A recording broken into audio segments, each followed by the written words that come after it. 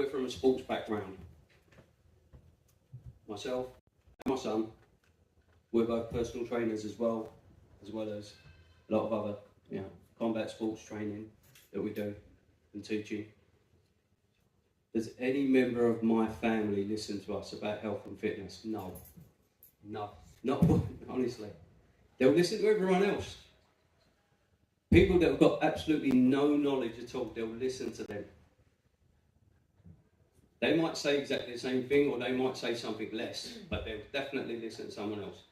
And that's what happens, other people's opinions. Always other people's opinions, other people's opinions.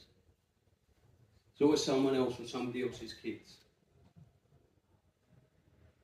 Always look on the nyani. Look on the nyani, look on the nyani, look. Doing this, doing that, doing the other. ज़्यादा हादसा होया साढ़े घर च फिर वो लोग कितने गए they all gone पर जेड़ा एक अद्धा आया भी उन्होंने अपना भाषण सुनाना सारे वे उधर डॉक्टर बन जाते that's what happens we all become doctors don't we well most of us do anyway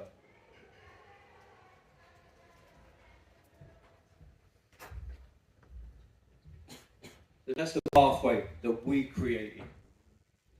We got them to believe that they're the problem. When we said selfish, their energy is already so low. The only thing they're attracting is everything negative. Everything that's going to convince them that the decision they're going to make is right because society said so, the community said so. Selfish, I must be. Thinking of the family, I better free them. So all of that, that's our language. That's how we speak. So we've convinced them. So that decision they're about to make is not their decision alone. They didn't come to that conclusion by themselves. We all contributed. Now, as I said before, this ain't a feel sorry for me story. This is a warning. I was a massive contributing factor to my brother's suicide. But I know that now. I didn't know it then. But all the signs were there. What were the signs? What are the signs? The withdrawal, the behavioural change. From 1 minute they're really sad to they're really happy because they're masking it. Because they know what real pain is. They don't want you to have that real pain. How are they supposed to express themselves to you when we're not listening? When we're still following the crowd all the time? So as I said before, I grew up with some really serious characters. I thought they were. But they all got found out in the end. Because when this happened, they were the first to abandon me. That's how it felt. But saying that, everyone's got their own families. No one's going to stand there and hold your hand. They'll be there, they'll show up, they'll turn up, but then that's it. So I'm going to ask you again, is suicide preventable? Yes, it is. Maybe not in every case, but it is. Our thoughts are so powerful, we don't know what's going on. 10 seconds from now, we don't know what thought's going to come into our head.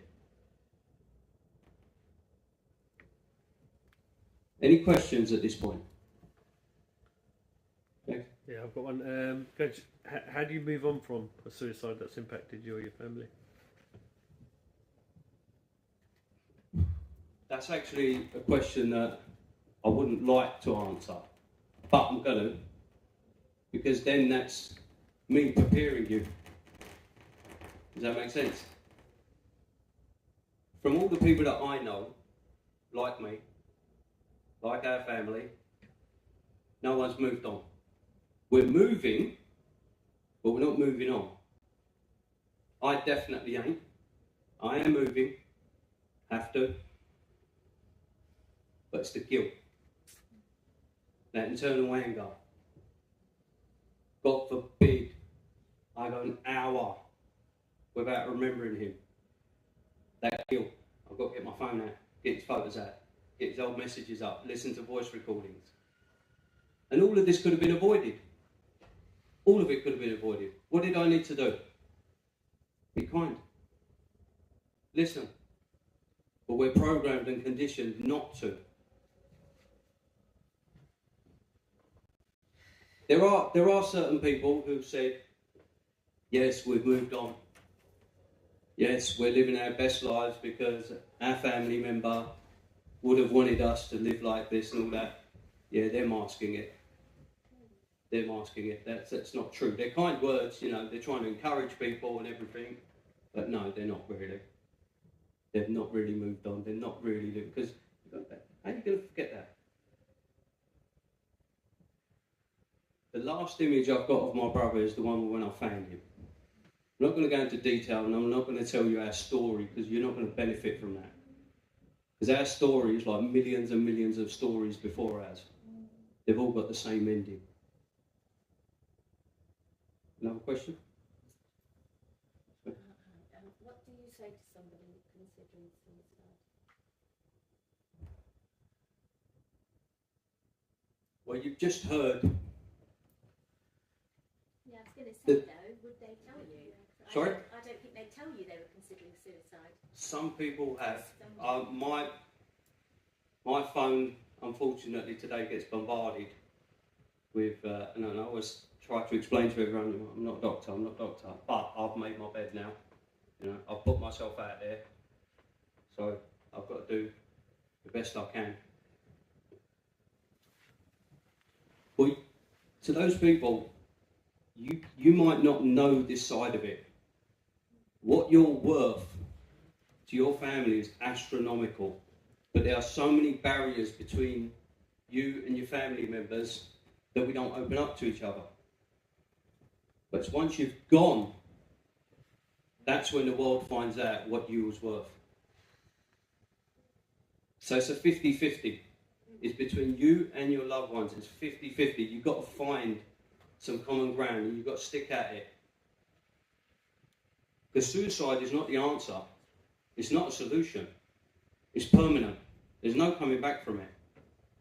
And what happens to that family afterwards? I know we said before, when we say, did they not think of the family? Well, let's just talk about the family, because anyone who goes, they never knew that side of it. You're not going to know. How are you going to know? You're gone. Is your pain over? No. It's because if there is this so-called other realm, where the spirit goes and you're watching and you're amongst us, how is your pain stopped?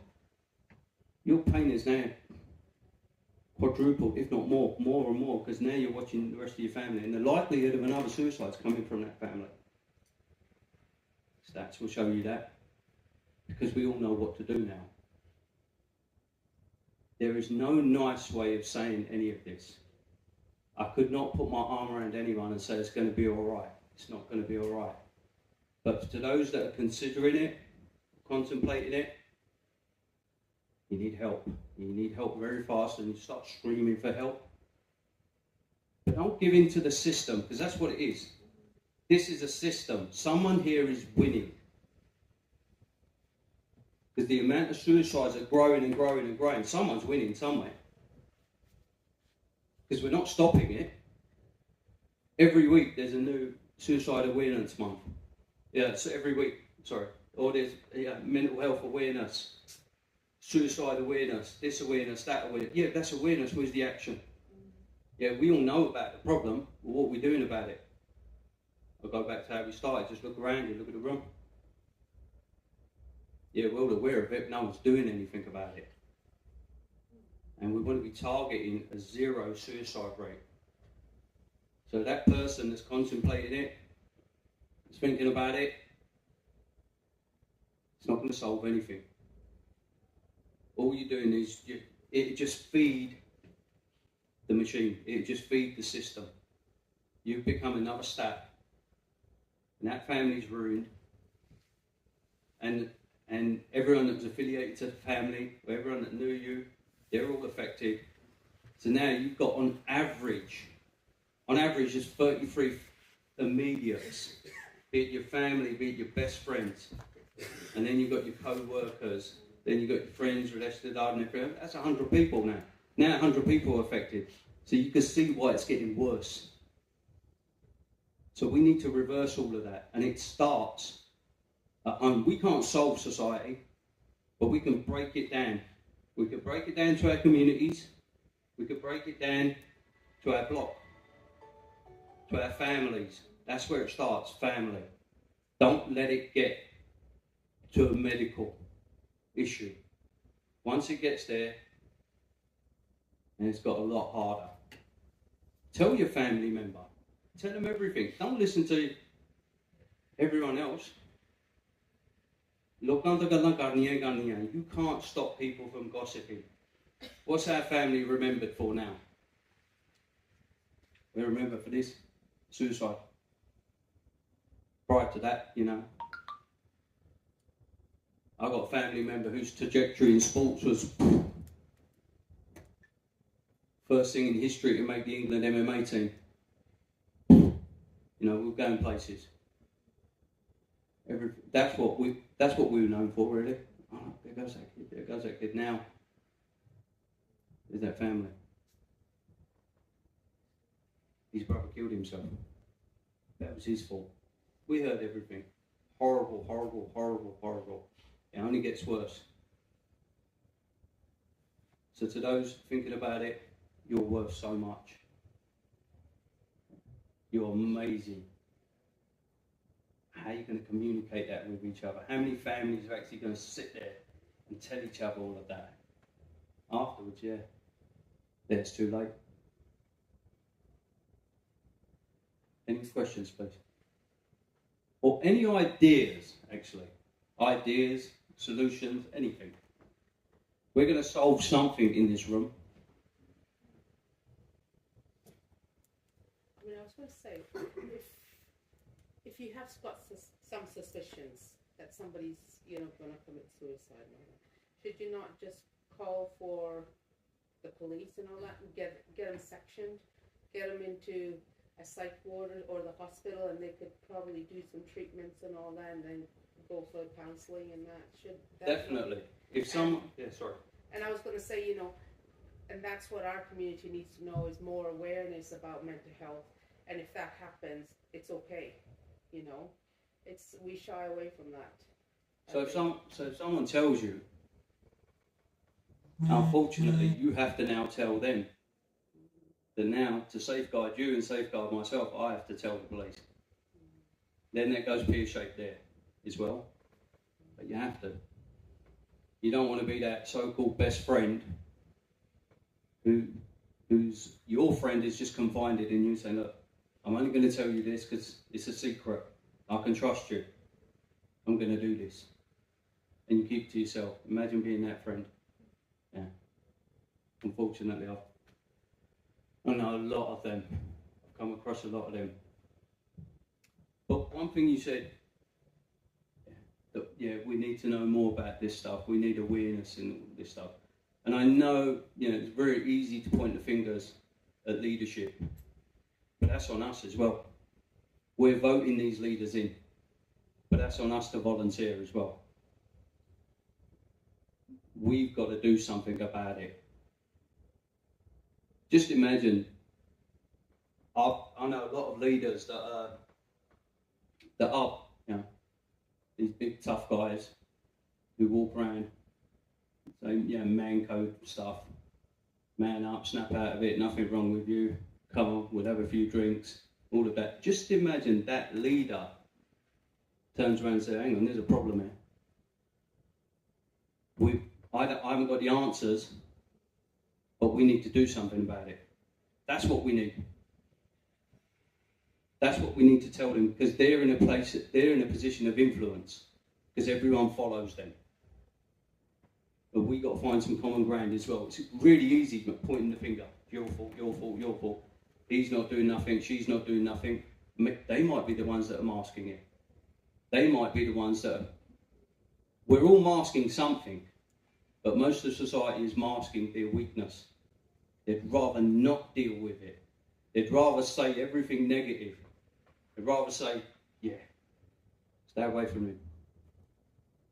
something wrong with that person. Just stay away from it. And they'll convince everyone else the same thing. So that person that's suffering's got no hope. So it's got to start at home first. You've got to change your home environment. You've got to stick together. There's nothing. I could stay here all night and tell you just all the bad things that have happened to us since. Because nothing good's happened.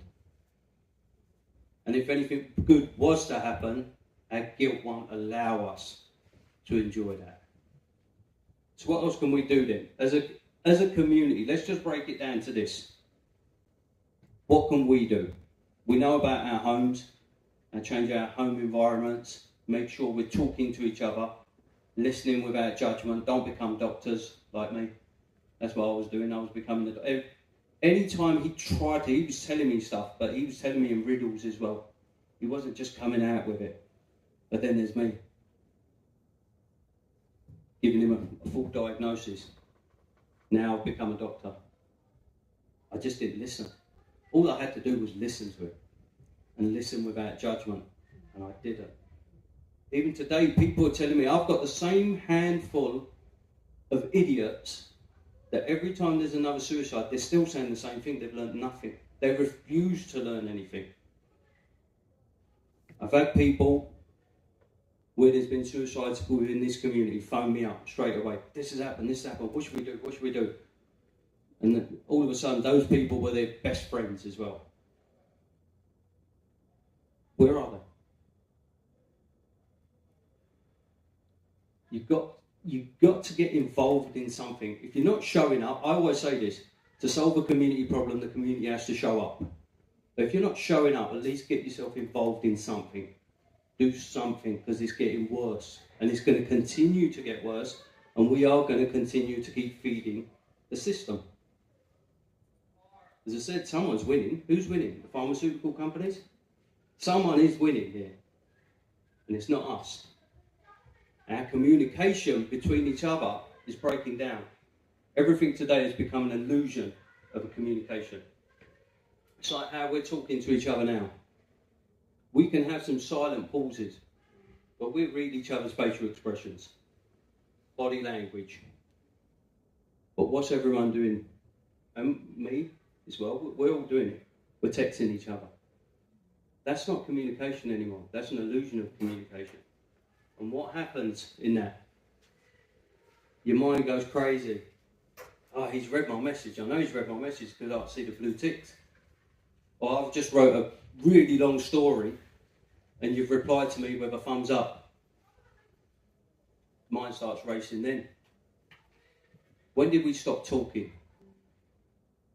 And the generation now, we're seeing the effects of the internet today. I'm from an era, so I'd say most of us in here, come from a time of total freedom. And that total freedom was a time before the internet. Now we're seeing the effects of the internet. Now we're being told, cut down your screen time. We weren't prepared for the internet. How prepared are we for AI? We're not. That's going to take everything. Total communication is gone. It's the greatest medicine you can have, which is free. Exercise. Exercise. It doesn't mean you have to join a gym, an all singing, all dancing gym. No, just walk. Walking is a brilliant exercise. Burns calories, burns fat, fantastic. This neighbourhood is so spoiled for the facilities we've got here. You've got a track out there, 500 metres all the way around. 2 laps, kilometre. 3 laps, 100 metres shy of a mile. Walking, change your mood. Any form of exercise is going to change your mood. It's going to get you into a happier place. But happiness ain't going to last. So you have to make exercise a daily habit, a lifestyle habit. Group communication. Group sports. Anything you can do within a group. Brilliant. Socialising. That's what we stopped. Who remembers years and years ago, I remember this when I was a kid. Every weekend, we'll all be in one house. All your cousins, everyone's in one house. We didn't have toys, but we didn't need them anyway. We all had each other. In the following weekend, someone else's house. But every weekend was all that. How's about introducing that to the generation today? Because they don't know of it. We brought back fashion. See the trainers that everyone's wearing today from the 70s and the 80s. Tracksuits, everything is coming back in fashion because it was a winning formula back then. So those companies have said, well, if it was a winning formula then, it's a winning formula today for a new generation. So if we can bring all that back, why can't we bring the attitude back? We're distancing ourselves. Our communication is being distanced. Yeah, it's good that we can talk to each other all around the world now. We don't have to scream down the phone so they can hear us in India. We don't need any of that anymore. That's the good part. But we just got to keep socialising. How many times do we ever say, oh, my kid is always in his room, always on the laptop, always on the tablet. We're in our house, I'll be downstairs, one of the kids will be upstairs. We don't even shout anymore, we're texting each other. You coming down, look, he's ready. Stuff like that, honestly, we're all doing it, so let's go back to how we were, back to basics. Let's reverse that, because the cycle we're going on now, it's the wrong direction. We're going backwards. And you've got all the facilities here.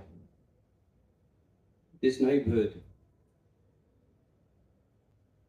I'll just go back to one thing again. A lot of you don't know this, but this neighbourhood is now a hotspot for suicides. That's how bad it is. It's not getting any better. The only people that are going to be able to change this are not the authorities, not the doctors. The NHS is struggling. It's been struggling and struggling and struggling for years and years and years.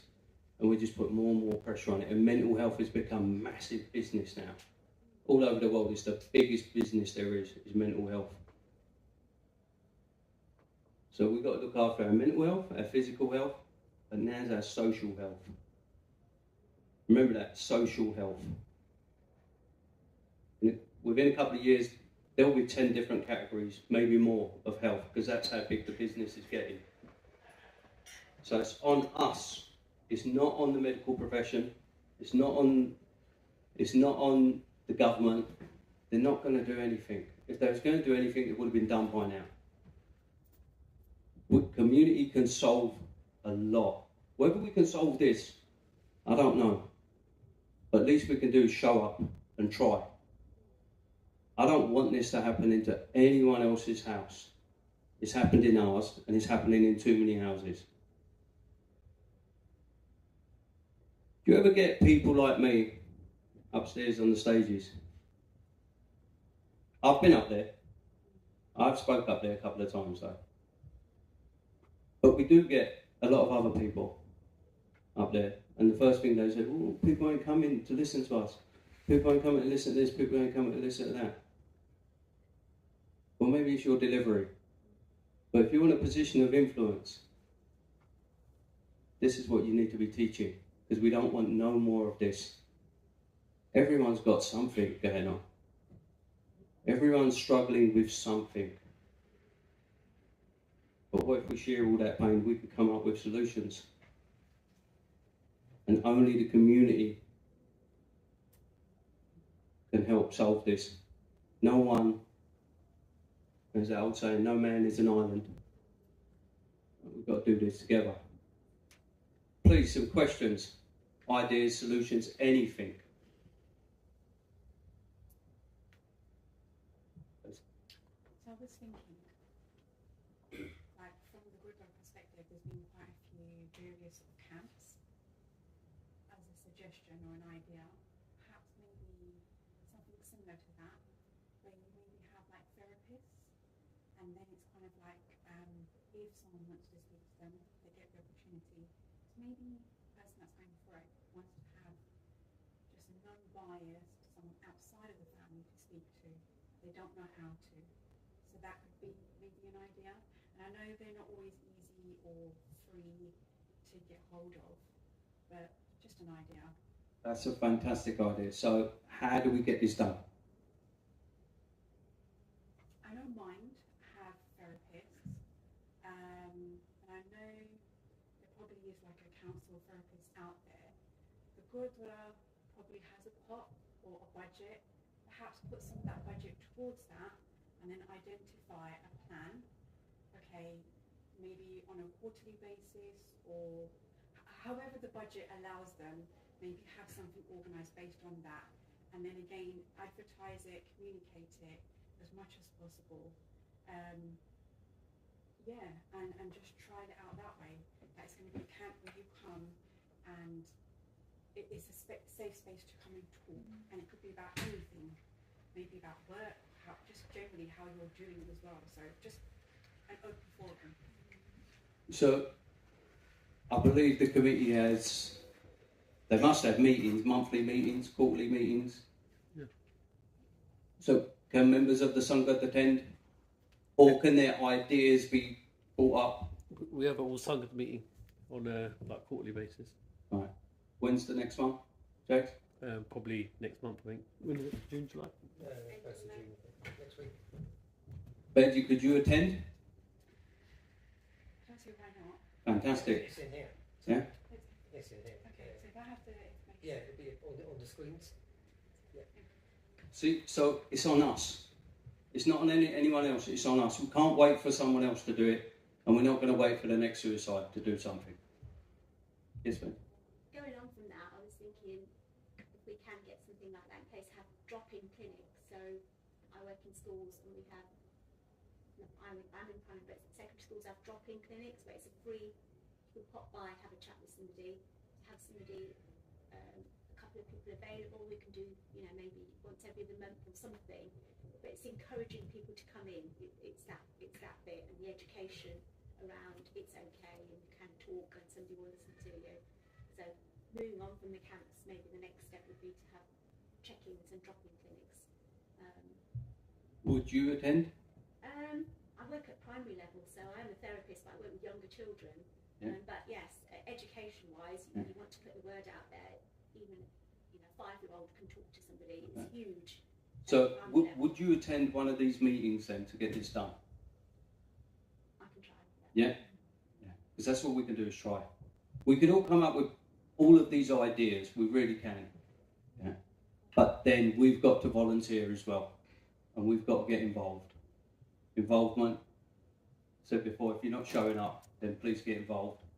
Sorry. I think we should involve schools because you can't categorise this subject to certain age groups, and it's always best to perhaps work from bottom to the top, because we're all affected, and like you said, if it's happened in the family, there are children, and we have to encourage open conversations and not stigmatise people or judge and say, yes, let's have these conversations, and maybe just to bring the topic up to them within your safe walls at home to say, is there anything bothering you? How many times have we said it to our children? And they'll put a mind school going ahead that you're worried about, or do you want to talk to me about? And make it that it's really okay to express themselves. And I think that is lacking very much in all ages. Yeah. So it goes back then to the home environment. Yeah. Because all of our home environments are different. I know, our home environment it's not great. We're lucky up to one extent that we have got 3 generations in the house, and our communication is okay. It's okay. But when they said it's 3 steps, then BDM. This continues at the rate it's going at, and technology takes over. There will be no more communication between those 3 steps. The 3rd step will be irrelevant because we've gone so far. We're advancing so fast with technology. But look how much our communication between each other is suffering. As far as we're going advanced, the gap between us, our interaction, is going the opposite way. Yes, Benji? Just going on from the Zoom, because people that are contemplating suicide or in that place also have a stigma about going to a public place or being seen to have an issue, and they don't want to walk in to a place that, okay, this is for this purpose, don't want to be identified. So I was going to talk about my son. He struggles, so he doesn't want to do a face-to-face with anything, so we do Zoom. So we visit counselling, a therapist, but then it's sort of private in your own space. And then when you're confident, you may want to go in face-to-faces. Could that be something that could be done from here as well? I think if you line up if we have a budget, then you can line up some therapists for, say, a Tuesday 6 to 9 and have 3 therapists on a Zoom. And then if people phone in and you can Zoom them, then they can schedule their appointments and sort of work with those clients for maybe 6 weeks or something. So I'd just like to ask, when the voting happens here, when we're voting in a new committee, a new Pradhan, does anyone ever ask them any questions like, what are you going to do? Are we allowed to? Yeah. Yeah? It's on the manifesto. Right, okay. So each candidate will publish a manifesto along with their team members. So you know kind of who, not just who you're voting, but who the team behind them is as well. So when it comes to things like that, because I don't know the committee too much, but what I do know is they are approachable, and they're just people like us, but we do always point the fingers at them. I haven't got no voting rights here, I'm not from this neighbourhood, but they've been good enough to allow me to stand up here, and unfortunately offend them as well at times. They don't mean to, but when you're up somewhere, you know, you're up there to get shot down sometimes. But once again, all of these ideas, it's fantastic ideas, but we've got to take them now to fruition. We've got to get involved, go to the decision makers, and you put your ideas forward, but also you're going to have to volunteer as well. I mean the Zoom idea is fantastic, really good. So currently Gurdwara runs like chemistry tuition via Zoom. We used to do quite a bit via Zoom, so we've got a Gurdwara Zoom account. Yeah. Maybe that's our next step, to try a different form of interaction using where people can log on from home. I think that's really it's another corridor, isn't it? Yeah. More advertising needs to be done as well. Yeah. Because I wasn't even aware of this talk. So this talk's been advertised probably for just over a week. Now, Yeah, on Facebook, on Instagram, on Gurdwara Sangat WhatsApp groups, on the screens downstairs. So if you're not following any of them, the Jeep Buddy's got messages as well. Is it announced in the congregations on the Sundays? You don't do that. No, we do. Is it announced in the congregation on the Sundays? Sundays, the week's coming programs are announced. Yeah. Maybe start a few weeks in advance. Not everybody comes every week. They will be The other way, I think we've got so to maybe make it's it something a to lot. feed into them. Yeah, they're aware as well. You know what I mean about the Zoom idea? Yeah. Well, just look around you now. Yeah. I think we're quite lucky that the Gurdwara offer so much, Yeah. but I just don't think people Oh, take it But up. it's not just this. We're well-being Yeah, clinics, it's not just this. These type of programs. But you come to a Gurdwara program at the weekend. I mean, how many of us have ever attended a Kirtan program in the last 3 or 4 weeks? Generally, the town doesn't turn up to a lot of things. Yeah. So So health and well-being isn't priority for the community at the moment, but it's yeah, but I mean, something even that needs Kirtan programs, people don't turn up to. Even, you know, it's about, like Baji said, old school work. You know what was back in the days. Baji mentioned about we'd be at each other's houses. Yeah. But how many weekends or how many evenings would you just make it mandatory to turn up to the Gurdwara? It was just a thing everyone did. I remember as a kid, we'd be on Clarence Place running up and down the park, all of us together. All the oldies would be inside, the men would be in one section, ladies, but everyone was talking. It was just another social place to be able to have that chit chat. So, Now it's just for weddings. So what's actually happened then? Something's happened for us to be in the position that we're in. Why are we not turning up? I've got a theory. Yeah, I think the theory is there's a lot of social pressure that we put on ourselves. Yeah, this is my own theory. Yeah, everyone's different, but from what I've seen, I manage quite a large team at work, so meet all different types of people up and down the country from different backgrounds. Yeah, we put so much social pressure, and Instagram and Facebook are part of that because we're seeing what other people are doing, that we've just got absorbed in this self-centered environment where we just either need to keep making more and more money, or we need to keep focused on what the next thing we're going to buy, or where we're going to go, or what's Instagrammable. Yeah. So everyone's in that bubble. That's my own opinion. Everyone's in this bubble, but guess what? You can't speak through bubbles. Until you burst through all those bubbles, no one's communicating. I think that, in all honesty, we're saying that we haven't got an audience, but at the same time we're saying we have. We got weddings, counterparts, hundreds of people turn up. Maybe we should say at these functions we should do announcements and talk about these things at the same time. No, but I was saying that we're quite lucky that the Gurdwara actually offers quite a lot of clinics, I think. We offer loads, but the attendance is not there. People are not actually coming to... People aren't prioritising what's required. People are prioritising all the stuff they want to do. Yeah? So how many of us are going to, when we leave here today, and we'll see our friends and family tomorrow, and the so-called leaders of this town, how many of us is actually going to put it on them in a polite way? Where was you? Yeah, where was you? We're trying to help solve something. So if each of us tell 10 people from today, and turn up. I think we need to put it on ourselves. Yeah. You know, I don't think we need to point a finger to put. I think we need to put it. But we're here, Jags. Yeah. But no, I mean like within our own circles. Yes. You know, ourselves, and say actually, this is what I learned. Yeah. Why weren't you there? You know, like Benji said. 10 people, 10 friends, 10 family members. To get them. So if you count all of that between all of us, you know what I mean? Still reaching out to. And everyone's got to get involved. It is a very, very scary subject. Can I just say, yes. Getting an audience, I think it's collaborating with the crisis team, the mental health team, CGL for drinking, collaborating that we have an area too. So when they get people phoning them and talking to them, then they can always refer, say, do you know what? Did you know this is available? So it's collaborating with the other places that people are going to and for them then to approach us.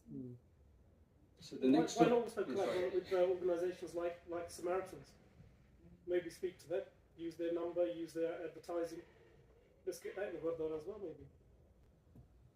Yeah, definitely. Childline's amazing. You know, they have the text service, they have a Zoom service. You know, they are there at the end of a phone call. So we need to be signposting as well, so people can know where to go. Well, this is the flagship Gurdwara of the country. It's massive. There's nothing that this Gurdwara does not provide. So let's bring them here. Let's bring them here to talk. I'm pretty sure they'll all come. Mind, Samaritans, Sobs, Calm, they'll all come. So the other issue that I feel, a lot of people go to counselling and don't, especially in our community, I think they don't feel that they relate to it because the counsellors don't relate to our community as well. There's loads of Punjabi counsellors. That's what we need to get to though. Yeah. We need to try and find that. Because a lot of the time you make a phone call to any kind of organisation, you'll find someone that doesn't know our community and is talking to you and they don't kind of relate to people. And somehow that's, I think, where we need to focus. We can find people that know the community, know our family values, know, you know, the way that we've, you know, integrated into society here and the differences between us and, you know, your average white English person. There are still differences, even though we were born and bred here. There are still differences within our families compared to their families. And our you know, mental issues are going to be slightly different in that respect. So let's get some of Punjabi counsellors to come here and advertise themselves as well then. Yeah, absolutely. These are all brilliant ideas, but now we've got to act upon them. Sorry. I just think it's a very valid point because culturally they are not going to be able to relate. They are not going to be making suggestions that would probably work because of the cultural background. So with suicides, statistically, I don't know. I'm not just talking about in our community. You're saying it's middle-aged men mainly that are numbers that are high. Yeah. But where does that relate to people from different backgrounds? Or No. The background part, when it comes to that statistic, the background really doesn't matter. Yeah. But the one thing is the way it's going, as I said earlier, there won't be middle-aged men anymore. There'll be young men. You can see it going. Our story proves everything about middle-aged men. That's the highest statistic when it comes to suicides. So our story proves all of that. Every single bit. Every cliche come true. In the last in the last 7 days, there's been 2 emergency incidents on Dartford Bridge.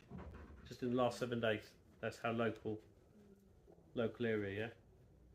The one involved a fatality. Don't know about the one yesterday, but there's 2 times the bridge has been closed locally. Yeah. Yes. Just to follow up, Baji. So I've got this WhatsApp group. I don't know where. I think it was from this group. It's called Sikh Businesses and Charities. No, I've got it from somewhere. But basically, on a daily basis, what they do is they advertise various things, and there's a day where they've been advertising like Sikh therapists. Okay. And they're all advertised for various different things, and there's so many contacts in this, so I'm happy to share Yeah, that. share that with us. And then, we can perhaps look to contact some of these. Yeah, people. I think Gurj Baji makes a really valid point is when we've got an idea or something like that, we shouldn't be afraid to lead on it. Like, if something comes through, we shouldn't be afraid of thinking, okay, who do I go to with this? Don't need to go to anyone.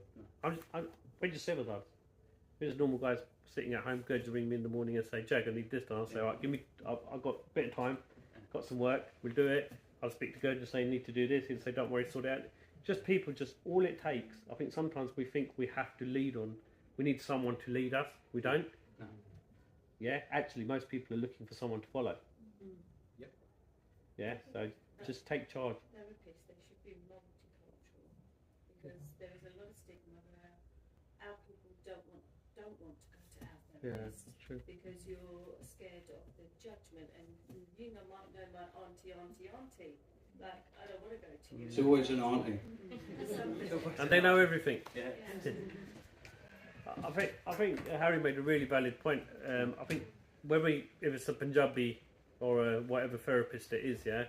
Unfortunately, the textbook of psychology is based on Western methods, yeah. Western thought pattern, the textbook or the education is all based on that. Well, for us, there's no extended family there, is there? Yeah, whereas we have extended families still. our stuff is, our things at home are different. Our pressures are different. They are totally. But therapy is never a place to find a solution. No. They're never leading you or giving you an answer. No. So I think people mistaken that. What therapy is a safe space to talk, air, and work that out yourself. So with somebody listening and sort of guiding you to what is it you're thinking and confirming, so you take yourself. So if people are looking for a resolution, that therapy is going to solve it and answer it, and I've got the answer. It's not that. So I think people mistake what therapy actually is. So I think at the same time, there's got to be a sense of relation. They've got to be able to relate to your problems. You're building the relationship. Yeah. So if somebody doesn't relate to your cultural identity, I think it becomes very difficult for them to give you any answers or help in that respect. That's the only issue I think, because I know a few people that started a lot of counselling, and they lasted maybe 2 or 3 days, and they thought, well, these people just don't understand what I'm talking about. They don't understand, the way my brother, my sister treats me, my mum treats me. Their attitude is, well, move out. That's what our kids will do. And it's just a lot of. It becomes a bit of a brick wall there, I think, between counsellor and. So, it's that space where you go. As you said, it's a safe space. You get to unload. Just imagine if you could unload with your family members before it gets to that. Let's start trying to build that communication at home first. Really difficult. I know it's really difficult, but who caused it? We did. No one else did. We did. We can solve it. We caused it. But now, we always are relying on someone else. As we said before, we are a society of followers. And who are we led by? Weak people pretending to be tough. They'd rather cover it up than deal with it. Oh no, we can't talk about that. It's negative. We can't bring no negative energy this way. So we're just going to cover it up. And these are our leaders. And these are the people that we're following. That's why everything is on us. We can do so much. So, when it comes to this community again, you must be sick and tired of hearing we don't stick together. You ever heard that? Everyone's heard that. Yes, buddy? Huh? Happens. It happens, yeah. How did it happen? Who allowed it to happen? We did. We did, exactly. So we are the solution, we are the answer, but we've got to show up and we've got to try. If it don't work, we carry on trying. I'm not a businessman, but what I do know is failure is a part of success. You've got to keep trying and trying and trying and trying. Some point, something's going to happen. And we can't wait for something to happen. We've got to make it happen. It's on us again. Sorry, Jags. No, sorry. You going to say? Yeah, just resting. Andrew, I was going to say, a couple of years ago, they had mental health champions or something. They were trained up. I mean, I don't even know what they do now, because apparently they did a 12-week training course or something. No, it's a two-day training course. Was it? It's a two-day training course. Yeah, so those, I don't even know of those people, so maybe they should be supporting the Gurdwara as well, I think. They are. I guess it didn't work out the way it should have worked out. Yeah. And the training, unfortunately, wasn't that great either. Yeah. But we could do more of that. Yeah, but like having a befriend, instead of counselling or something, just having somebody being trained up. As a mental health ambassador. Yeah, or a befriender and everything, just having little bits. And we have classes here, people can just come drop in clinics at the Gurdwara. That's a safe place for them. They don't have to tell their family, they're just coming to the Gurdwara and they can just see somebody here, I think that sometimes we're all most of us in this room are probably quite tight in terms of our group at the Gurdwara, yeah? We all know each other really well. I think what we need to do is start exploring those people who we don't see at the Gurdwara that often and asking them, how are you when they do come to the Gurdwara? Make them feel a bit welcome. Sometimes it's just simple as saying, you're right. Yeah. Something you haven't seen or you've seen loads of times but never spoken to. And it's not a bad thing that we're all close. It just means that we're lucky we've all got a safe place, hopefully, to talk to each other and discuss this sort of stuff. But now we're all good for each other, but we need to expand that now. We need to go out and help other people.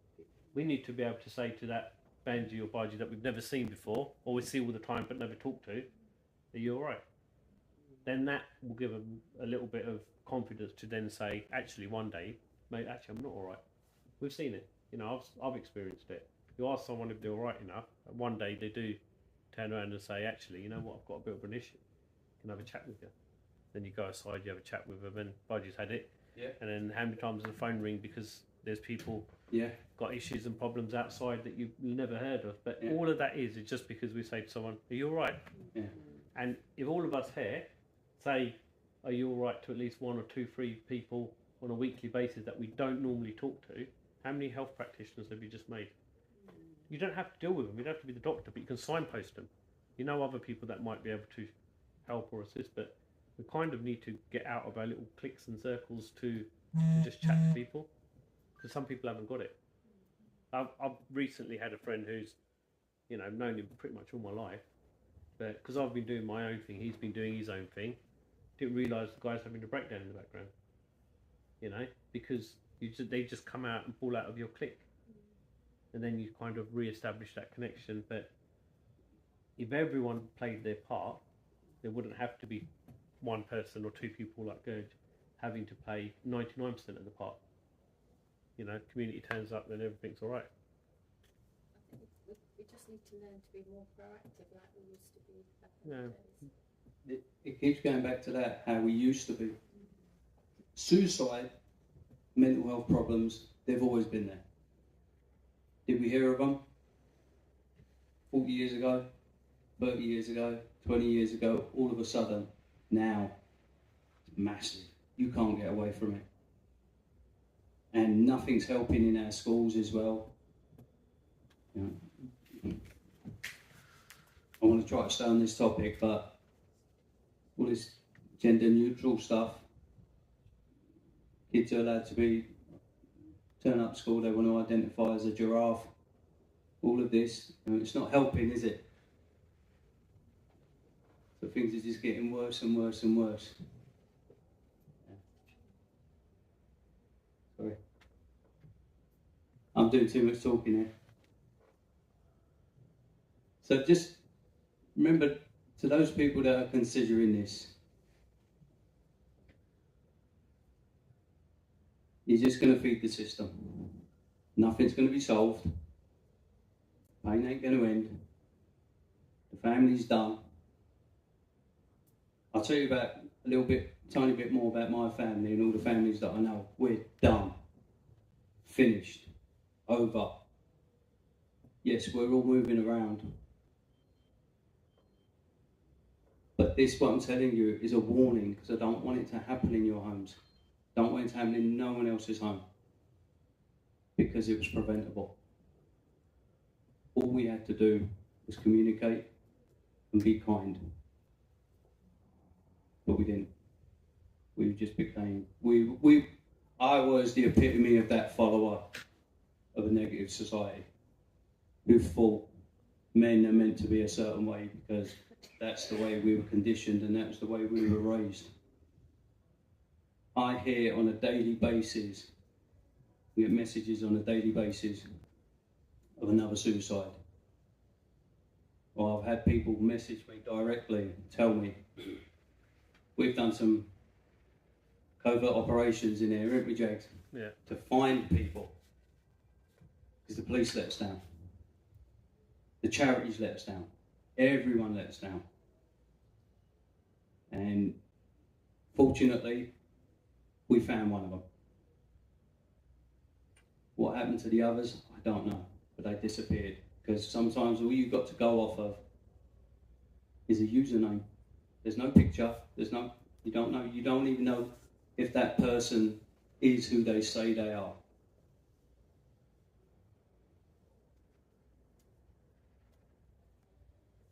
Any questions?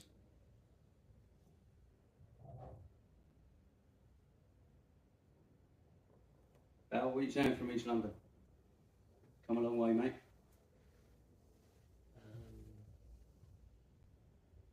On the spot there, but I don't think we should kind of like look at trying to have particularly Indian or Asian kind of therapists. These therapists are kind of proper professional people and they can kind of communicate on different levels and really, as you said, like the signs of someone who's suffering, it's really easy for them to spot it. You don't have to be of an Asian background to understand the signs, yeah. Sure, it's all right to talk, but talking might be a bit harder, but these people are really professional, so it doesn't matter if they're white, black, Asian, they're trained to spot these signs. All you've got to do is just kind of get them in the right place and have a chat with them. They're professional, so we shouldn't really underestimate them. And it's just like putting up another barrier that, oh, someone's come to talk, but he's not of an Asian, you know, class or whatever, you know. He's not like us, so I can't talk to him. He's a professional, and if you just give it a go, they're really good. They're there to spot the signs. I think we're trying to overcome a barrier that a lot of people probably perceive. And maybe just to get around that barrier, if they see someone they may not believe is going to relate. So the first thing you do is get someone that probably will relate, or they feel will relate. Another Indian, another Punjabi in front of them, you're more likely to go and see them. And that's we're just trying to overcome that barrier sort of thing. Me personally, I wouldn't. I think a lot of people would. Maybe you wouldn't. Yeah. Yeah, but that's what I mean. You know, we're all different. Yeah. So I'd say when it comes to barriers, we should be trying to sort out the communication barriers we've got in our homes first. Because once, you know, God forbid another suicide happens, likelihood is probably gonna. That's what happens in the family afterwards. That's like, oh, if only he'd spoken. If only I knew. We knew. We just didn't speak, and we just didn't listen. Why? How did it come to that? So, communication, everything starts at home. Well, they say charity begins at home. Yeah, we've got to start everything at home before we start pointing the fingers and asking for this and asking for that. Exhaust every avenue you can at home first. If I had exhausted every avenue with my brother, I'd done everything, and he still went by suicide. But we'll never know, because I didn't try everything. I tried what I thought, what I was taught, and all I was actually really doing was just passing on the problem. Go to a doctor. Doctor know what to do. Crisis team. Look how that ended up. Murder unit they turned out to be.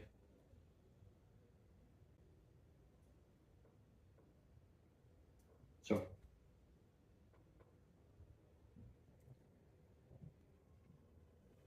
Anyone like to say anything?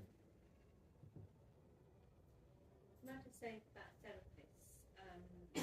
You can go to a therapist, and I just talking about, you may not relate with your therapist, but there are many therapists, and sometimes your character personality isn't going to go with whoever is in therapy with you, because you may not understand each other. But you never give up on the first one. You have to try another one and see which one you're able to click with. So when you go counselling, I'm just talking just normal counselling. Right. I'd recommend EMDR counselling, EMDR therapy, rapid eye movement one. But when you go to counselling, you get to unload. That's like happiness. It ain't going to last. Because then the following week, it's all built up again. And then you go back and you unload it again. But all you're doing is you just keep reliving and reliving and reliving the same thing. You're trying to go back to the root. Yeah. So you're offloading initially, then you will go back to the root of what takes you to that place. What makes you feel that way? Mm-hmm. Why do you keep coming back there? And it's going to the root of what it is. So you can unravel your root. So then you are able to accept and understand why you feel that way and accept it. You have to accept it before you can let it go. So in later on life, if you go back, if you search the root and you go all the way back, more than likely it's going to be some kind of childhood trauma. So we're going back to the home environment again. So everyone first, just look after your home environment first before we try to solve. When 2.5 years ago, when my brother left, you might notice I'm trying to avoid certain words here. But when my brother left 2.5 years ago, I was like a bat out of hell. I was on every stage. I was screaming everywhere I could. I got 7 minutes once. My first time I spoke at Woodfield Halls, there was over 300 people in attendance. I was given 7 minutes because there was about 8 speakers. I stood up there and I had a 33-minute rant. The amount of anger that poured out of me. And I was angry at everyone. But over the time, I started realising I shouldn't be angry at everyone. I should have been angry at myself, because I could have, should have, would have done all of this stuff. But I didn't. And I know it sounds as if I'm repeating myself over and over again, because I don't want it to happen in your house. No one is going to come to save your house because everyone's got their own families. And God forbid this happens to another family. They're soon going to realise that no one's going to be there. The awkwardness of the subject, the fear that society has for this subject, because they keep covering it up and keep running away from it. And we always use that word, it's a taboo subject. We're not talking about it's a taboo. It's a taboo subject 50 years ago. It's us that keep keeping this like this. We are the answer, no one else. Always was us, always is going to be us. And we can't keep feeding the system. We can't. It solves nothing. Suicide is permanent. It's not the answer. It's not a solution. There's no coming back from it. Stop feeding the system. Do every single thing you can to help yourself, to help your family members. And maybe there'll be a knock-on effect from that, where everyone will look at you and think, we've got to do what they do. They might be doing something right. Because us as a family, we've done everything wrong. Any questions? I just said, Raji, we're human, aren't we? So we will always try to find a solution somehow. And we do become those doctors because we want to find a solution to make that person better. We have to. We have to. We can all do better. We've got to try. We've got to try. But honestly, I remember, I think it was the last time I spoke here. Was it upstairs? Down here. Was it down? No, not on Saturday, the time before then. Yeah, Upstairs. So normally, got some faithful regulars, and they're always waiting for me to have a rant and say something really angry, and just have a go at someone. So I won't disappoint them. Tell the leaders of this town, tell those people of influence, show up, do something. And if they're offended by what I'm saying, then tell them to come see me. I'll hopefully try to educate them in my own fashion. I think there's too much ego in this town. There's too much ego on this stage. The leaders aren't leaders. Hey? The minute somebody tries to be a leader, somebody's ego steps up. And that's the problem. That's kind of natural as well, right? You know what I call most of them? Hopefully they're watching. They're cowards. They can do so much. They've got a following. They've got responsibility. They were voted in. They don't have to be committee members. Could be anyone. Could be your MP. Could be anyone who's got some influence. At the same time, maybe it might be them that are suffering. Maybe they're masking something.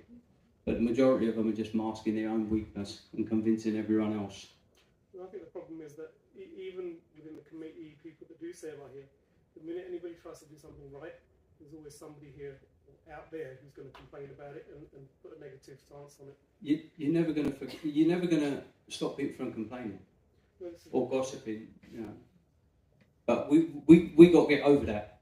We got to accept that. All right, fair enough. You ain't going to do nothing. I'll do it. That's what we could do. You know? We can't expect someone else to do it. If they're not going to do it, they're not going to do it. You know?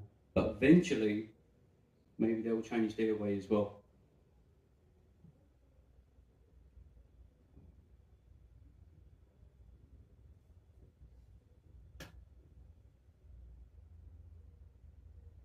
You've been itching. Go on. This is a genuinely open question, Bradley. Yes.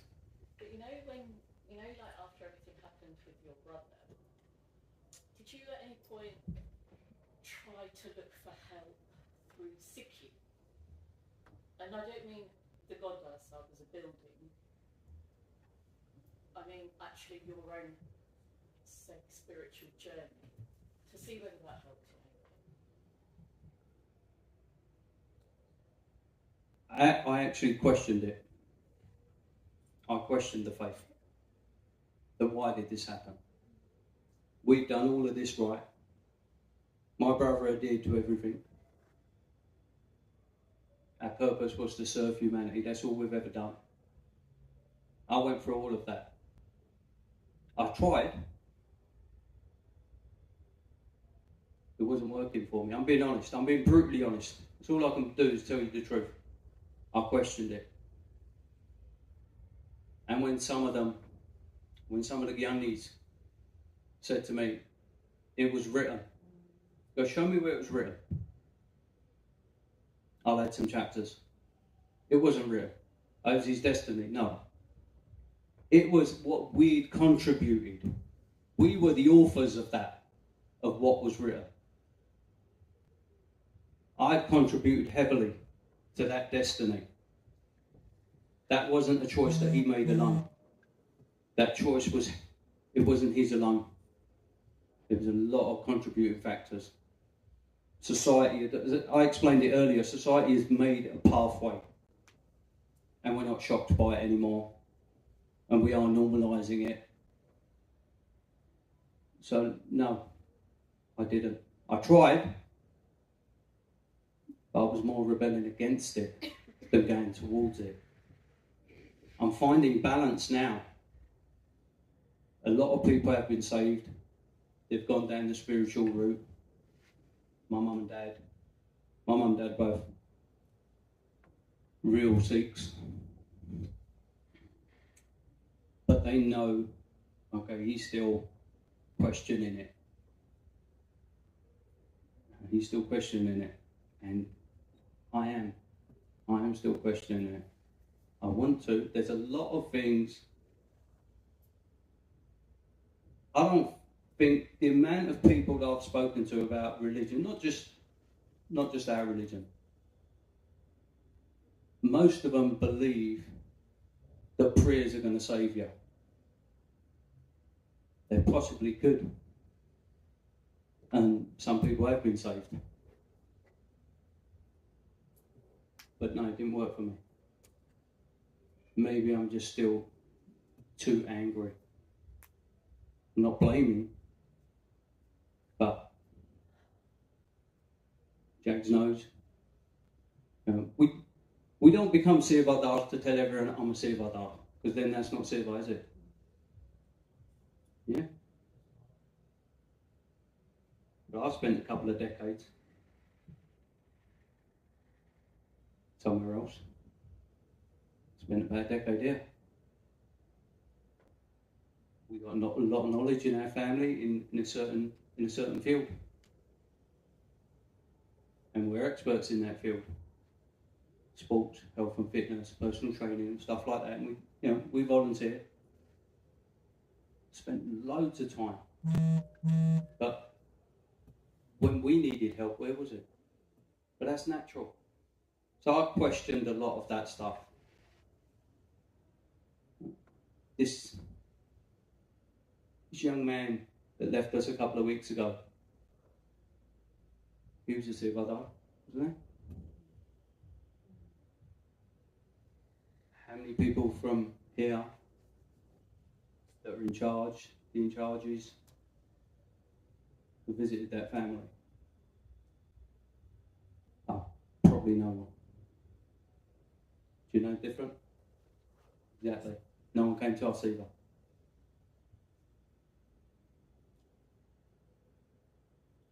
Sorry, it probably weren't the answer you was looking for. No, there was no answer. Yeah. Sorry, go ahead. Share it. No, I was just saying that maybe it's because sometimes people just don't know how to deal with, do you know what I mean, in that situation. People just don't know how to say to, what to say to other families. I'm not saying that it's right, but When it comes to any death, the awkwardness. But first thing I normally say to someone is, "I'm really sorry, but I don't know what to say." Because no words are comforting, but you show up though, don't you? yeah, of course. you show up. And that family is going to know, they're going to remember that, who showed up, what their family member meant, how many people attended the funeral. I remember, my brother's funeral, obviously such a sad occasion, but I remember every negative thing about that day. I remember who turned up in trainers, jeans, t-shirts. It's a funeral, come on, make an effort. And these are grown-ups. These are grown-ups that are doing that, and they think that's acceptable. But at least they showed up. You've got to appreciate that bit. At least they showed up. So what have we solved then today? What are the ideas that we come up with? So we've got to go back to basics. We've got to go back to how we were. We have to socialise. We have to. The longevity of your lives are based on your relationships. You have to socialise. You see anyone a bit reserved, withdrawing themselves, it's your responsibility. Check on them. That person might be you. They say 1 in 4 suffers from a mental health illness. I don't think that's true anymore. I think it's 50% of us at least. 1 in 5 will have suicidal thoughts. Look at the stats, they're continuing growing and growing and growing. So everything's on us. So socialising, exercise, and it's that cliche, we've got to become the change we want to see. So we have to come up with those ideas, we have to bring them forward, and then we have to volunteer. It was our idea. Don't leave it to someone else. And it's not going to choose a gender, a race, or an age anymore either. There used to be a spike. That spike used to be February. It used to be a massive spike in February. Because they struggle to get over Christmas. They're on fumes in January. Come February, we've run out. It's not anymore. It's just all year round. It's all year round. There's no spike anymore. It's just consistent. Would anyone else like to say anything?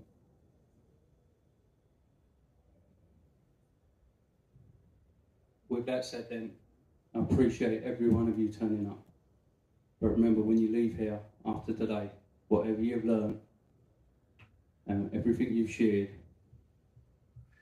share it with everyone else and put it on them as well. So we've got to do better. We've got to at least try. If you're not turning up, you've got to have some involvement somewhere. It's the worst thing that could happen to a family because it was preventable. Thank you.